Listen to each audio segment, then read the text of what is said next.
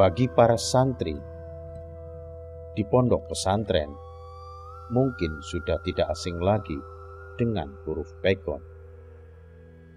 Bagi santri, huruf pegon digunakan untuk memaknai kitab atau istilah lainnya adalah ngapsai kitab.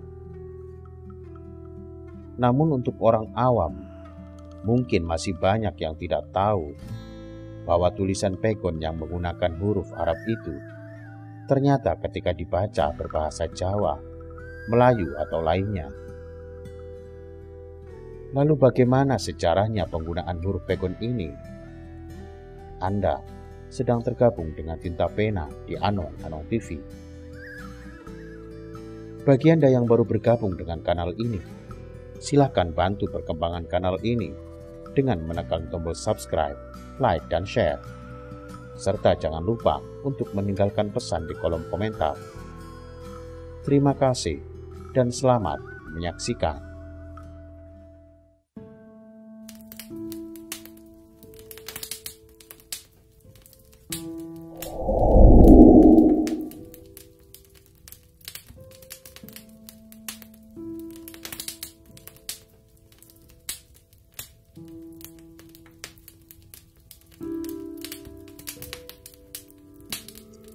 Aksara pegon atau yang disebut juga dengan istilah huruf pegon merupakan produk warisan budaya Indonesia yang sangat penting untuk dilestarikan. Mudahnya, huruf pegon ini merupakan huruf Arab yang sudah dimodifikasi untuk menuliskan bahasa Jawa, Melayu, Sunda, dan sebagainya. Sehingga wujud huruf pegon tetap berwujud seperti huruf-huruf Arab, namun tidak menggunakan harokat layaknya tulisan Arab. Huruf pegon ini banyak ditemukan di kitab-kitab Jawa kuno karya para wali songo maupun ulama-ulama lainnya.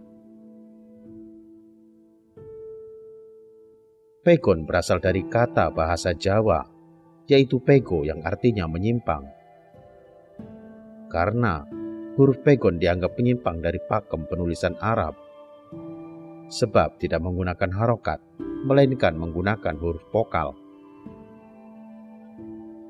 Sebaliknya, penggunaan harokat dalam huruf pegon hanya dilakukan ketika terjadi kerancuan saja. Huruf pegon ini merupakan produk akulturasi budaya antara kebudayaan Islam dengan kebudayaan masyarakat lokal di Nusantara. Kebudayaan Islam direpresentasikan melalui huruf Arab yang menjadi dasar penggunaannya. Sementara budaya lokal berdasarkan pada bahasa Jawa dan Sunda yang dituliskan. Tujuan utama modifikasi menjadi huruf pegon ini adalah untuk memudahkan dalam penyebaran agama Islam kepada masyarakat yang masih kental unsur-unsur kepercayaan lamanya.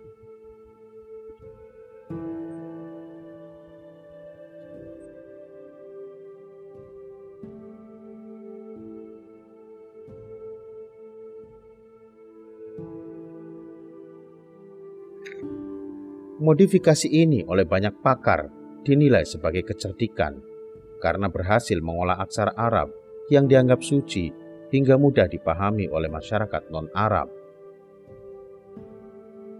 Perkembangan huruf pegon sendiri tidak bisa dipisahkan dari peran para santri dan kiai di pondok pesantren. Pasalnya, para santri dan kiai ini yang mengembangkan dan membumikan huruf pegon di kalangan masyarakat luas.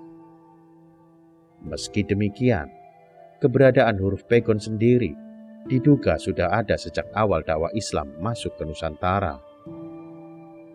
Di Nusantara terdapat dua aksara yang merupakan hasil modifikasi dari huruf-huruf Arab. Pertama, huruf Jawi atau Arab Melayu, dan kedua, huruf pegon atau Arab Jawa. Berdasarkan penelitian para ahli paleografi, huruf Jawi atau Arab Melayu sudah dikenalkan sejak abad ke-11 Masehi.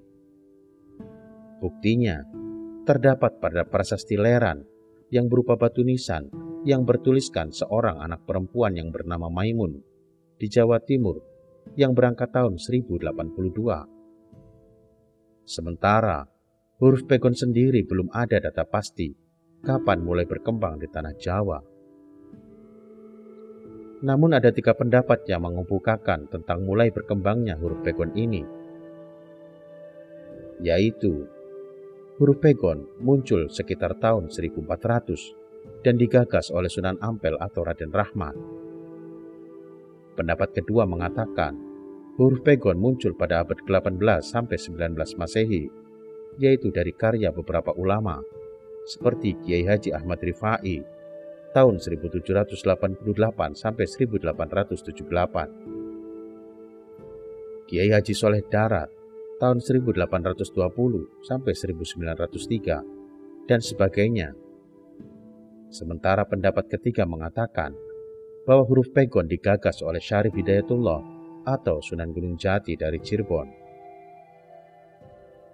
Fungsi huruf pegon dikembangkan dengan tujuan utama untuk memudahkan para ulama dalam menyebarkan ajaran Islam. Pada perkembangannya, huruf pegon tidak hanya untuk menuliskan ajaran agama, namun juga menuliskan hal lain seperti sastra, tembang, surat menyurat, dan sebagainya. Berikut beberapa fungsi huruf pegon. Yang pertama, penulisan teks keagamaan tidak dapat dipungkiri.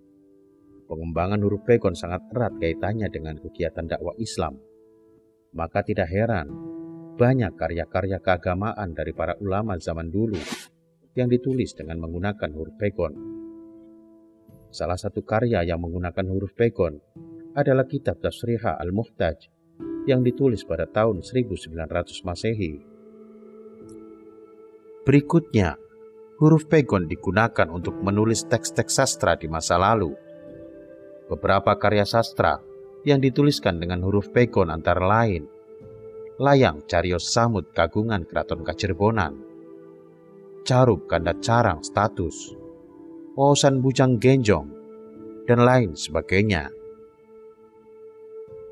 Sampai saat ini, penggunaan huruf pegon masih dilestarikan, khususnya oleh para santri di pondok pesantren, baik di Jawa, Sunda maupun Melayu. Ada kisah unik dari penggunaan huruf pegon di pesantren. Konon, penggunaan huruf pegon di pesantren adalah bentuk perlawanan kaum sarungan terhadap kaum penjajah atau kolonial. Sama halnya seperti penggunaan sandal bakiak oleh para santri, yang juga merupakan bentuk perlawanan dari para penjajah. Mereka tidak ingin mengikuti gaya berpakaian ala kolonial. Para santri memiliki mode sendiri dalam hal berpakaian.